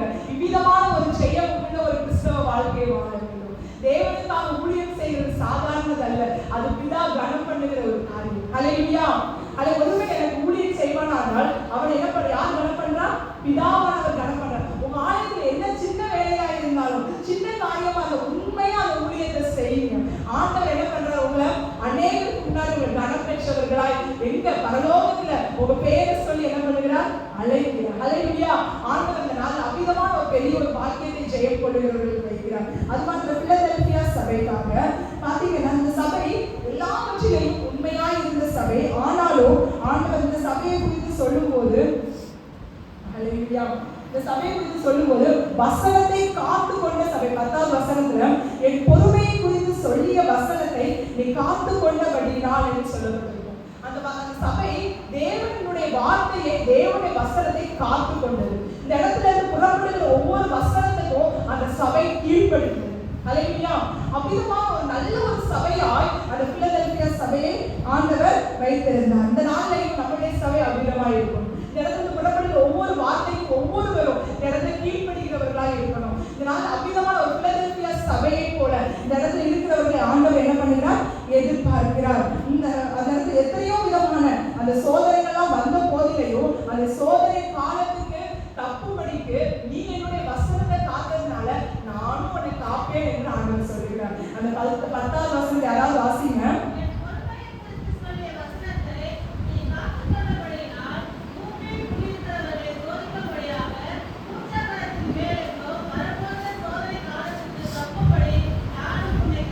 ஆமே. இந்த இடத்துல பாருங்க, வரப்போகிற சோதனை காலம் ஒன்று இருக்கு. எத்தனை பேர் நம்புறீங்க? வரப்போகிற சோதனை காலம். இந்த நாளிலேயே பாத்தீங்கன்னா பெட்ரோல், டீசல், அப்புறம் சிலிண்டர் அது விலை ஏறிக்கொண்டே இருக்குது. இந்த போரின் காரியத்தினால இன்னும் அதிகமாய் சோதனை காலம் வரும். இதுக்கு நீங்க தப்பும்படி ஆலோசனை என்ன சொல்ற? அந்த காலத்துல நான் உங்களை காக்கணும்னா நீங்கள் என் வசனத்தை காத்துக்கொள்ளும். இந்த பிலதெல்பியா சபை அவ்விதமாக தான் இருந்தது. அது வசனத்தை காத்துக்கொண்டது. ஆண்டவர் அந்த சபையை என்ன பண்ணார்? காத்துக்கொண்டார். இந்த நாளையும் அவ்விதமாய் இந்த சபை இருக்க வேண்டும். அது மாத்திரம் இல்ல, ஒருவர் உன் வீரத்தை எடுத்துக்கொள்ளாத குணமுள்ளதை பற்றி இந்த நாள் நான் கரெக்டா இருக்கிறேன் அப்படின்னு சொல்லிட்டு நம்ம என்ன பண்ணுறோம்? அப்படி இருந்துட்டு இருக்கக்கூடாது. ஆண்டவர் வருகிற வரைக்கும் அந்த விசுவாசத்தை என்ன பண்ண முடியுமா? ஒரு அந்த கீரம் நமக்கு கொடுக்கப்பட்ட கீரத்தை யாருமே என்ன பண்ணிடக்கூடாது? எடுத்துட்டு போயிடாதபடிக்கு அதை என்ன பண்ணணுமா? பற்றி கொண்டிருக்க வேண்டும் என்று வேதவசனம் சொல்லுகிறது. அப்படி இருக்கும்போது அந்த ஜெயம் கொள்ளுகிறவர்கள் ஆண்டவர் கொடுக்கிற அந்த வார்த்தை 12வது வசனத்தை வாசிங்க.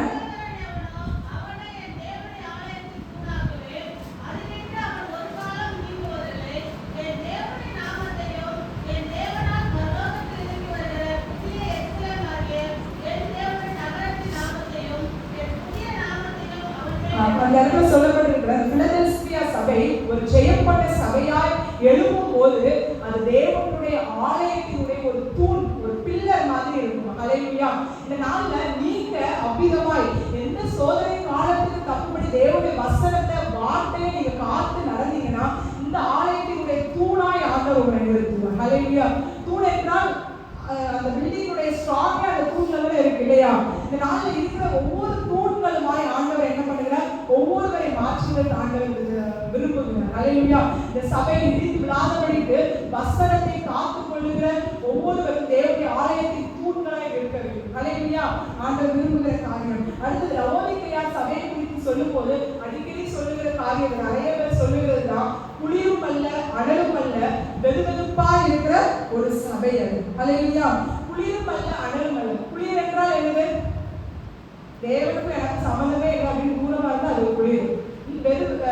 அனலா இருக்கிறதுனா நான் எப்போதும் எப்படியா இருப்பேன்? தேவனோடு தான் இருப்பேன் அப்படின்றது உறவோடு இருக்கிறது என்னது? ஒரு அனலுள்ள வாழ்க்கை. இதே இது எனக்கு தேவனும் வேணும், அதே போல இந்த உலகத்தினுடைய காரியம் எனக்கு ஆண்டவர் வேணாம்னு சொல்லி தூரமும் நம்ம போக மாட்டோம், தேவனோடே கூட இருப்போம், ஆனா வைராக்கியமாவும் இருக்க மாட்டோம். இதே மாதிரி வெதுவெதுப்பா இருக்கிற காரியம். ஹல்லேலூயா. இப்படி வெதுவெதுப்பா இருந்தீங்க அப்படின்னா ஆண்டவர் சொல்ற காரியம் எனக்கு வாந்தி பண்ணி போடுவேன் அப்படின்னு சொல்லுவேன். வாந்தி பண்ணினா அவருக்குள்ள நம்மளால என்ன பண்ண முடியாது? இருக்க முடியாது. ஆண்டவர் தூக்கி தூக்கி போட்டு போயிட்டே இருப்பாரு. ஹல்லேலூயா. தூக்கி போட்டு போயிட்டே இருப்பாரு. ஆனா அந்த நாள்ல அப்படியா இருக்கக்கூடாது. நாம் ஒரு அனலுள்ளவர்களாய் இந்த சபை ஆண்டவருக்காய் ஒரு அனலுள்ள சபையா எழும்ப வேண்டும் என்பது தேவனுடைய விருப்பம். எத்தனை பேருக்கு வார்த்தையா இருக்கிறது? இந்த சபை தேவனுக்காய் ஒரு அனலாய் எழும்ப வேண்டும், ஒரு அனல் கொண்டு எழும்ப வேண்டும். ஆதி கால திருச்சபை நம்ம பார்த்திருக்கோம்ல, வேதத்துல சொல்லப்பட்டிருக்கு. அந்த ஆதி காலத்துல எல்லாம் ஏகமாய் இருந்தார்கள் என்று சொல்லப்பட்டிருக்கு. அந்த நேரத்துல ஒருத்தருக்கு ஒருத்தர் என்னதான் இல்ல, அந்த பகையோட இல்ல, ஒருவன் அந்த இடத்துல காணப்படுது. அந்த இடத்துல பிரிவினை இல்ல, சண்டை இல்ல. அந்த இடத்துல எல்லாத்துலயும் எந்த விதமான வேற்றுமை எதுவுமே இல்லாம எல்லாத்தையும் பொதுவாய் வைத்து அனுபவித்தார்கள் என்றும் சொல்லப்படுது. நாள்தோறும் வீடுகளோடு என்ன பண்ணாங்க? அப்பம் விட்டார்கள். நாள்தோறும் தேவனுடைய வார்த்தை அந்த இடத்துல தியானிக்கப்பட்டு கொண்டிருக்கு. விதமான ஒரு ஆதி திருச்சபை ஒரு அனலுள்ள சபையாய் இருந்தது. இந்த நாளையும் இந்த திருச்சபையும் அவ்விதமாய் ஒரு அனலுள்ள சபையாய் மாற வேண்டும். ஒரு ஒருமனமாய், ஒரு ஐக்கியமாய், ஒருவருடைய பாரத்தை ஒருவர் சுமக்கிறவர்களாய், ஒருவருக்காக ஒருவர் இடத்துல செயல்படுகிறவர்களாய், அவ்விதமான ஒரு ஒருமனம் இடத்துல இருக்கணும், ஒரு ஐக்கியம் இருக்கணும். ஆண்டவரத்திற்கு சண்டைகள், கோபங்கள், ஒருத்தருக்கு பகைகள் எல்லாமே இல்லாதபடிக்கு ஒரு ஒருமனம் இந்த நேரத்தில் அவ்விதமான ஒரு சபையாய் இந்த சபை இருக்க வேண்டும் என்பது தேவனுடைய விருப்பமாக இருக்கிறது. இதுதான் இது லவோதிக்கேயா. லவோதிக்கேயா சபை மனதிற்கு என்று ஆண்டவர் எச்சரிக்கிறார். நீ மனம் திரும்பினால் ஜெயிக்கிறவனாய் இருப்பாய். அவ்விதமாய் ஜெயிக்கிறவனுக்கு ஆண்டவர் கொடுக்கிற ஆசீர்வாதம் இது 21வது வசனம். ஹல்லேலூயா. பாருங்க, அந்த ஜெயிக்கிறவனை ஆண்டவர் என்ன சொல்றாரா? நான் பிதாவினுடைய சிங்காசனத்துல இருக்கிறது போல நீ என்ன பண்ணுவ? என் சிங்காசனத்துல என்னோடு கூட இருப்ப. ஹல்லேலூயா. ஹல்லேலூயா. இந்த நாளிலேயும் நாம் அனலுள்ளவர்களா இருக்கும் போது நாம் இருக்கிற இடம் எங்க தெரியுமா? பிதாவினுடைய சிங்காசனத்துக்கு பக்கத்துல. ஏன்னா பிதாவினுடைய சிங்காசனத்துல இயேசுவானவர், இயேசுடைய சிங்காசனத்துல நாம் இருக்க போகிறோம். ஹல்லேலூயா. அவ்விதமான ஒரு பெரிய ஒரு ஜெயமுள்ள ஒரு வாழ்க்கையை ஆண்டவர் கொடுக்க ஆசைப்படுறார். இந்த நாளிலேயும் கூட இப்படிப்பட்ட ஒரு ஜெயமுள்ள ஒரு வாழ்க்கை வாழ்வதற்கு எனக்கு ஆசை. அப்படியே கண்களை மூடி இந்த நாளிலேயும் வாசல் படியிலேன் என்று கதவை தட்டுகிறேன். ஒருவன் என் சத்தத்தை கேட்டு கதவை திறந்தால் அவனிடத்தில் நான் பிரவேசித்து அவனோட போஜனம் பண்ணுவேன், அவனும் என்னோட போஜனம் பண்ணுவான் என்று வார்த்தை சொல்லுகிறது.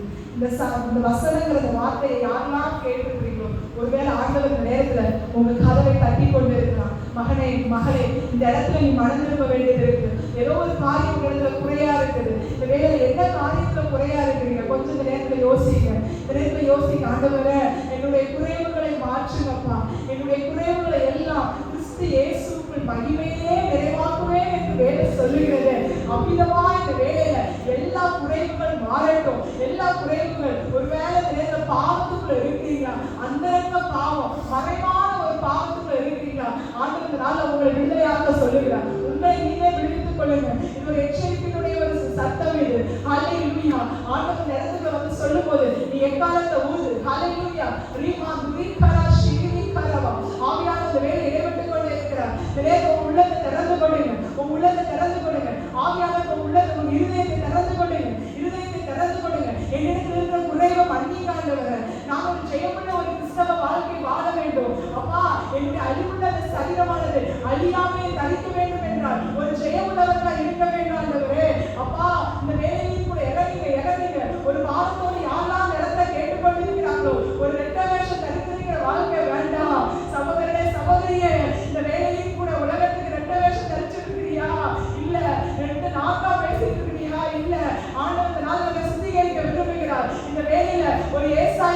தேவனுடைய ஆலயத்துல தேவனை தரிசிக்கும் போது அந்த இடத்துல ஆண்டவரே நான் அசுத்த உடலுள்ளவன் என்று சொல்லும் போது ஒரு அக்கினியை ஆண்டவர் கொண்டு வந்து அந்த ஏசாவை நாக்குல வச்சாரு. வைக்கும் போது அவன் சுத்தமானானே. இந்த நாள்லையும் உங்க மேல ஆண்டவர் ஒரு அக்கினியை வைக்க ஆசைப்படுகிறார். ஆண்டவர் நீ விட்டு கொடுக்கும் போது ஆண்டவர் வேலையில அல்லேலூயா ஒவ்வொருவரையும் சுத்திகரித்து ஆண்டவர் ஜெயமுள்ள ஒரு கிறிஸ்தவ வாழ்க்கை வாழுகிறதற்கு அல்லேலூயா. எத்தனை பேர் ஆண்டவர் இருக்கிற இந்த வேலையில இருக்கிற வாஞ்சை இதுதான், ஆண்டவர் ஏக்கம் இதுதான், இந்த சபையை குறித்ததான ஒரு ஏக்கம். எஸ் அப்ப 7 விதமான சபையை இந்த நாள் நம்ம பார்த்தோமே. நாம் எவ்விதமாக இருந்து கொண்டிருக்கிறோம், எந்த விதமான குறைவு ஆலயத்து அன்புல குறைவா இருந்தாலும் சரி, உபத்திரவத்துல வழிமாறி திசை மாறி போயிருந்தாலும் இந்த நேரத்துல மாறுங்க. ஏசப்பா என்ன சூழ்நிலை வந்தாலும் நம்ம உறுதியா உங்களை பற்றி கொள்கிறாங்க, உறுதியாய் பற்றி கொள்கிறாங்க, உறுதியாக பிடிச்சு கொள்றப்பா. நான் உங்களை விட மாட்டேன்ப்பா, நான் உங்களை விட மாட்டேன் ஆண்டவரே. மரணத்திலிருந்து நான் உண்மையா இருக்கிறப்பா. 2ஆம் மரணத்துல நான் சேதப்பட மாட்டேன். 2ஆம் மரணம் என்பது எனக்கு இல்லை, நீ உண்மையா இருந்தால் இல்லை. எஸ் அப்பா ஸ்தோத்திரம் ஆண்டவரே. அப்பா ஒரு வேசித்தனமான வாழ்க்கை கர்த்தரோடு இசைந்து இருக்காதபடி என்னென்ன காரியங்களை இசைந்து இருக்கிறோமோ ஓ ஜீசஸ் இந்த வேளையில மனதிரும்ப செய்யுங்க. வாலிபனே வாலிபனே வாலிப பெண்ணா இருந்தாலும் மகனா இருந்தாலும் மனதிரும்பு, கர்த்தரோடு இசைந்து வா, மறுபடியும் வா. அல்லேலூயா. ஓ ஜீசஸ் இறங்கு இறங்கு. இந்த இடத்துல இருக்கிறவங்களுக்கு ஒரு உணர்வை கொடுங்க. ஒவ்வொருவரும் தேவன் உணர்த்தி கொண்டிருக்கிறார், இதனை தானும் பேசி கொண்டிருக்கிறார். இந்த நேரத்தை மனதிரும்புங்க. எஸ் ஆண்டவர் இந்த இடத்துல சொன்ன எல்லா ஜெயமுள்ள ஒரு கிறிஸ்தவனுக்கும் கொடுக்கிறதான அந்த ஆசீர்வாதத்தை உங்களுக்கு கொடுக்க ஆசைப்படுறாரு. நீங்க சுவிசேஷத்தை நீங்க சொல்றதுக்கு ஆசை பிரயாசப்படுங்க. இவ்வளவு நாள் நான் செத்து போன ஒரு வாழ்க்கையை வாழ்ந்திருக்கலாம், ஒரு உயிருள்ளவராய் தேவனுடைய சுவிசேஷத்தை அறிவிக்காதபடி ஒரு செத்த போன ஒரு நிலைமையில் இருக்கலாம். இனிமே நான் சொல்லும் போது ஆண்டவர் உங்க வெண் வஸ்திரத்தை தரிப்பிக்கிறாரு. அது மாத்திரம் இல்ல, ஆண்டவர் உங்க நாமத்தை எல்லாரும் முன்னாடி அறிக்கை பண்ணுகிறாரு. அந்த கிருபைகளுக்கு தாங்கப்பா. நான் சுவிசேஷத்தை சொல்லணும், அநேகருக்கு உங்களை பத்தி சொல்லுகிறவனாய் காணப்படணும். வசனத்தை காத்து நடக்கணும் ஆண்டவர், வசனத்தை காத்து நடக்கணும்ப்பா. வசனம் ஆண்டவர் எங்களுடைய ஒவ்வொருவரும் இந்த நேரத்துல வேறு வசனம் சொல்லுகிறது. அப்பா சாட்சியின் வசனத்தினாலையும் ஆட்டுக்குட்டியானவருடைய இரத்தத்தினாலையும் நாம் பிசாசை ஜெயிக்க முடியும். அல்லேலூயா அல்லேலூயா. இந்த இடத்துல வேத வசனம் நமக்கு இருக்கிற ஒரு ஆவியின் பட்டயம். அப்பா அதுக்கு விருந்தமா அதை வைத்து நம்ம பிசாசை ஜெயிக்கிறதால ஒரு ஆயுதமே. அதை நான் காத்து கொள்ள வேண்டும். அவ்விதமாய் நீங்க காத்து கொண்டா வரப்போகிற சோதனை காலத்துக்கு ஆண்டவர் தப்பு வைக்கிறதுக்கு வல்லவராய் இருக்கிறாரு. ஓ ஜீசஸ் நடந்து இருக்கிற ஒவ்வொருவரையும் அவ்விதமாய் மாற்றுங்க, தாயத்துக்கு தூணாய் மாற்றுங்க ஆண்டவரே. அப்பா ஸ்தோத்திரமானவர் அழகுள்ள திருச்சபையாய் இந்த இடத்தை எழுப்பி பிரகாசிக்க தேவன் வரும்போது தேவனுடைய சிங்காசனத்துல அவரோடு கூட உட்கார்ந்து ஜெயம் கொள்கிறவர்களாய் ஒரு ஜெயமுள்ள கிறிஸ்தவ வாழ்க்கை வாழ அர்ப்பணிக்கிறோம் ஆண்டவர். தேவனே இந்த வேளையில உண்மையாய் அர்ப்பணித்து ஜெபித்த ஒவ்வொருவரையும் தேவன் நேரத்துல அப்பா அந்த 2ஆம் மரணமாகிய அப்பா அந்த சேர மகாபலிகளை காத்து ஆண்டவரை மரணம் ஜெயமாய் விடுவிக்கப்பட்டது போல நீ ஒரு ஜெய கிறிஸ்துவாய் நம்முடைய கர்த்தராகிய இயேசு கிறிஸ்துவினாலே ஜெயம் கொடுக்கிற தேவனுக்கு ஸ்தோத்திரம் என்று சொல்லத்தக்க கிருபை செய்கிறதற்காக நன்றி ஆண்டவரே. அப்பா சூழ்நிலையை மாற செய்யுங்க, ஜெயத்தை கொடுங்க. அப்ப ஜெய கிறிஸ்துவாய் இந்த மாதம் செல்லுங்க, பெரிய காரியத்தை செய்யுங்க. இயேசுவின் மூலம் ஜெபிக்கிறோம்.